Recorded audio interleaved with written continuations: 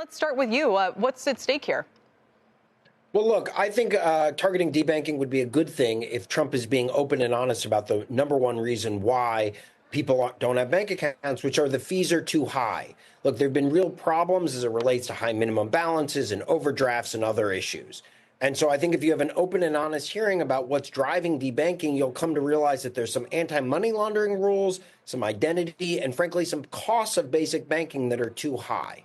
The cost issue to me seems a little bit different, although I take your point. But on the anti-money, they always talk about these acronyms, AML, KYC, know your customer. Is that where these efforts to kind of promote non-shady activity are crossing over into making banks reticent to go into areas that they think might be politically sketchy?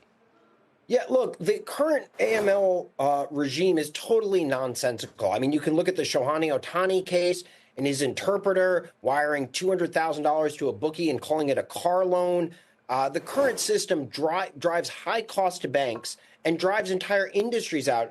Trump said things about conservative industries. He didn't talk about cannabis, state licensed cannabis, which has been driven out of the banking sector by some of these concerns and regimes. And so there's a lot there that could be done to modernize it that would be a win-win for both business and low-income people, many of whom are subject to expensive reporting requirements that make it non-economical for banks to serve those types of clients. Aaron, it seems to me that depending on, who's in office, this could go one of two different ways, either in the way of pulling back, making banking more private and looking over their shoulder less, or which might happen under this administration, or in the other direction, it could go to the sort of greater transparency, more reporting. We want to know more. We want to know almost every transaction, and that could be on the table at some point in the future. Which of those two ways do you think is appropriate?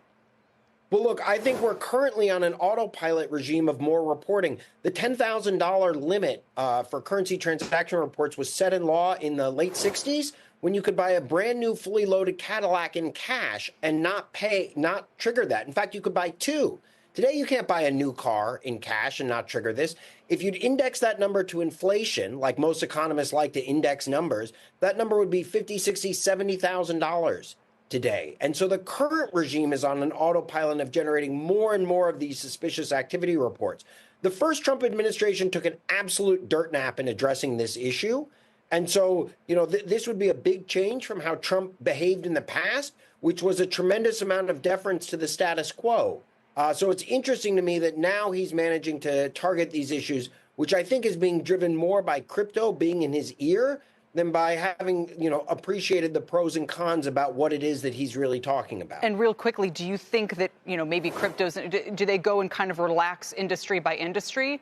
Or do you think that they could do a wholesale change to some of these rules about knowing your customer? Yeah, so I think it would be a massive mistake to go industry by industry. And look, when he talks about conservatives is when I get really concerned. Look, debanking is going on by the state of West Virginia and the state of Texas, who are drumming banks out of their state because they don't like some of what the banks are doing in terms of environmental rules and bank decisions about this. So when he talks about debanking and then pivots to conservatives, there's a bit of an unstated question that he's trying to drum out one group and drum in another. I think what's much better policy is to have policy across the board applying to everybody equally, regardless of what type of business you're doing. Yeah, it would be a big deal if they started to roll some of that back. But I guess anything could be on the table. Aaron, thanks. Appreciate it. Aaron Klein at Brookings. Anna Arsev is here on set with me to look on at the growth of private credit, which has happened in conjunction with more and more of these oversight laws about traditional banks. Do you think that's played a role? Correct, and I just want to reflect on the prior discussion. Look, the banks have to play on a rule book. They are regulated institutions, so they had humongous, hundreds of billions of dollars of fees they had to pay post the financial crisis. And they are very conscious of making sure that they comply with the rules and not inventing the rules. So simplification of rules will be very good for the banking system. And we say the same thing also to close some arbitrage that potentially exists in the financial world. How big is the traditional banking system compared with this newer kind of private credit system, which, again, is not so much consumer oriented? This is more about providing loans to some of these industries. Yeah. Look, we're talking about 27 trillion of assets for the U.S. banking system versus what we think outstanding in a narrower, more commercial lending Direct lending is around $2 trillion in the U.S. If you want to include a couple of other specialty finance classes, maybe you're going to get to $5 trillion. This different banking system that serves almost shadow banking. Shadow banking, yeah. exactly, in the U.S. So, and it's all part of this specialty finance and alternatives. Alternatives and asset class, we're talking about $11 trillion. So you have to kind of step back. Okay, what are the drivers? First and foremost, yes, the banks were quite limited to service leveraged as consumers, both post-Dodd-Frank, but also levered corporations. There were specific OCC rules that were designated in 2013 that basically prohibited banks to lend to these customers. So basically the rise of private credit, you think, in many ways goes back to the clampdown on the banks after the financial crisis? Absolutely. And, you know, this is, we're talking about exponential growth. This is not 10, 20%. This is multiplications of where alternative assets were and alternative credit was. So now, is it going to continue is the question. And we do think, we just published our outlook for private credit for 2025, and thank you for having me to discuss this. Of course. We think that this growth is going to continue, and for several reasons. First and foremost, we think that the economic environment will be conducive for growth, and in that kind of environment, both banks and non-banks will benefit. On the non-bank side, we are, still having $1 trillion of private equity dry powder and around $300 billion that's due more than 3 years. This has to be deployed. Right. So if you look at the M&A that started last year, it was really more on the strategic corporates. The private equity has not engaged because the cost of capital was still high. Yeah. So obviously we've got some rate cuts. We think another probably 50 basis points next year. That's going to help with obviously financing these highly leveraged transactions.